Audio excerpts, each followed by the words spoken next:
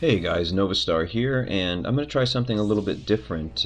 This video is going to be more of me sort of speaking on a bunch of different concepts and important things to bring up when it comes to being into the Star Wars universe and working on projects and fight scenes and teaching and all these kinds of aspects. And it's mainly going to be for my um, Saber Combat discussion group, which is on Facebook, and I'll probably provide some links to that in the description. You can always visit sabercombat.com to find out more. But again, this is actually going to be approaching some subjects that were brought up in that discussion, so it won't make much sense for my normal viewers, but I figured to do this more as a video rather than some text document. So let's just start with a couple of concepts that we were discussing and wanting to bring up. So drive and motivation. Drive and motivation. How do you keep those kinds of things when it comes to doing this kind of work? For example, why would those fall to the wayside? Maybe people are not showing up and you're having a hard time rehearsing with your opponent and or partner, whatever you want to call it. Or maybe you have a huge team, like maybe you have 10 people for a performance and you're having trouble, it's like herding cats. It's really no joke. It's really very difficult to coordinate many people's schedules. Sometimes even two people's schedules can be mutually prohibitive or inhibitive to put together. And the only real advice I can give to you is you have to be a good organizer. You have to work on it. You have to put time in almost every day, really, on organizing events. You have to have some hub where everybody can go to and be like, what's going on again? Oh, on this day we're doing this. And actually, I should say there's a second piece of advice on this idea of, again, drive and motivation. How do you keep that up? Is give people a lot of warning. If an event's coming up, if a rehearsal's coming up, you don't want to just spring it on them the week of. You want to try to say, look, 2 months from now, we're going to be doing this, that, and the other. And, set something in stone where you're like, every Thursday at 7 p.m., we're going to be doing this, that, and the other. Some sessions people can't make, or some events certain people could come and others can't. Plan around it. Don't expect that everybody's going to make it to everything. We all have different lives and things that come into play, especially if it's not your job. 8 to 5, whatever you want to call it, 7 days a week, 365 days a year to do staged combat and fight work. So most of us don't have that luxury. And I wouldn't even call that a luxury. That'd be pretty tough if you were doing fight work, 8 to 5, 7 days a week. You'd be burned out really quickly. And speaking of that, I might as well go to this other subject that I'm sitting here looking at on my post-it here. Body ailments. So what do you do about that? Because that can affect your drive and motivation for things too.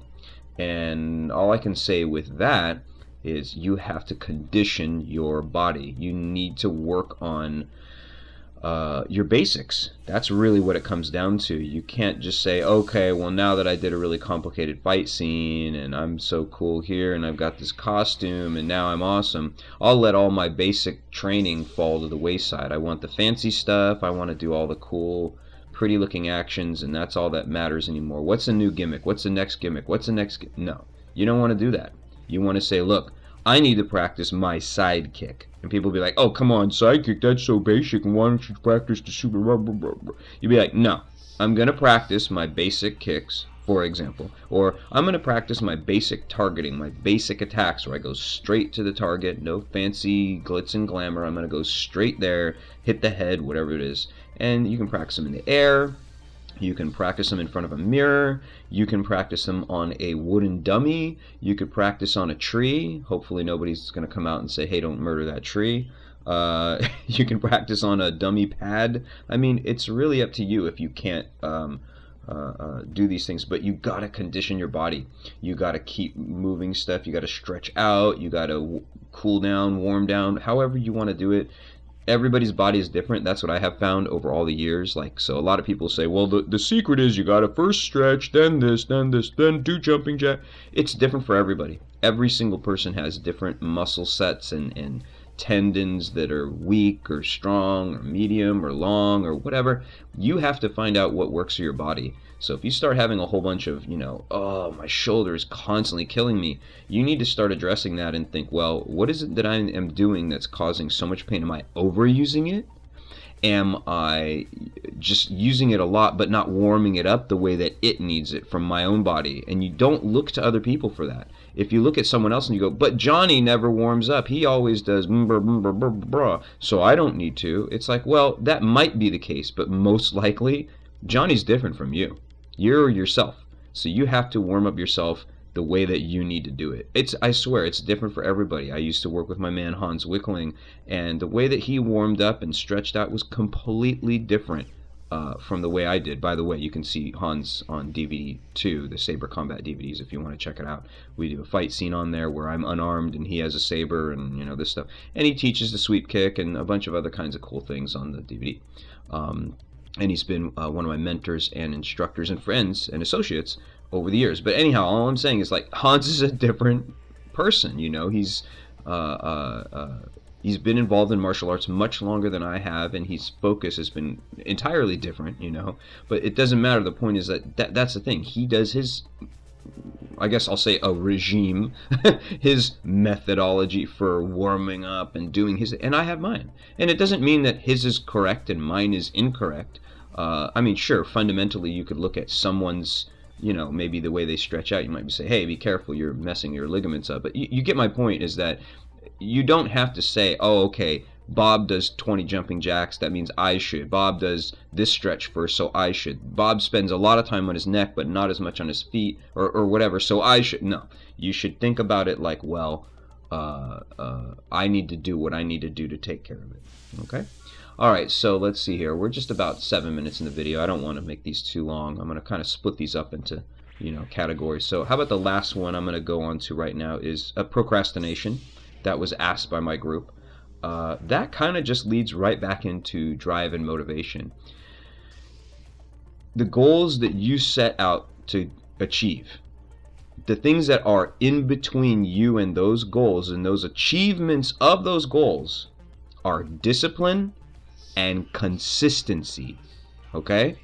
So those things, whatever you're trying to achieve, whatever goals you've set out to discover and go through and get to, the things, the obstacles that are in your way, pretty much the major ones, not how other people are, not money, not, oh, I don't have the time, because all those can be boiled down to having discipline and consistency with the things that you're trying to do. So if you don't work at whatever it is you're trying to achieve consistently all the time, whether you feel good about it today, bad about it, indifferent, some days I'm like, I don't want to do this today. Whatever it is I'm doing, like I might be like, oh, I got to teach a lightsaber class. I don't want to do it today.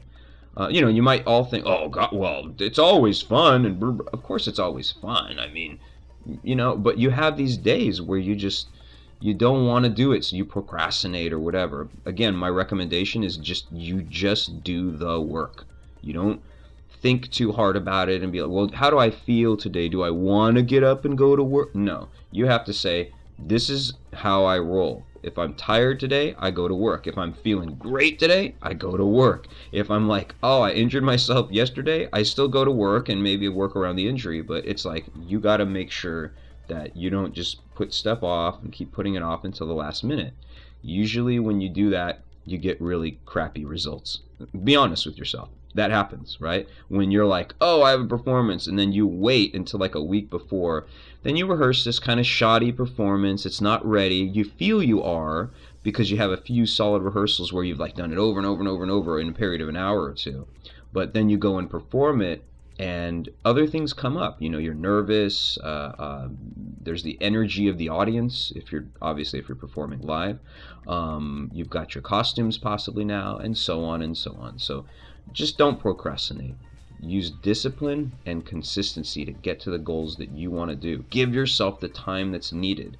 So that's about it. I could say more right now. There's many more that I'll go on to, but I'll start with this first 10-minute video and see what people like about it and if they want to hear more. Peace out. Have fun with your LED sabers, and may the Force be with you.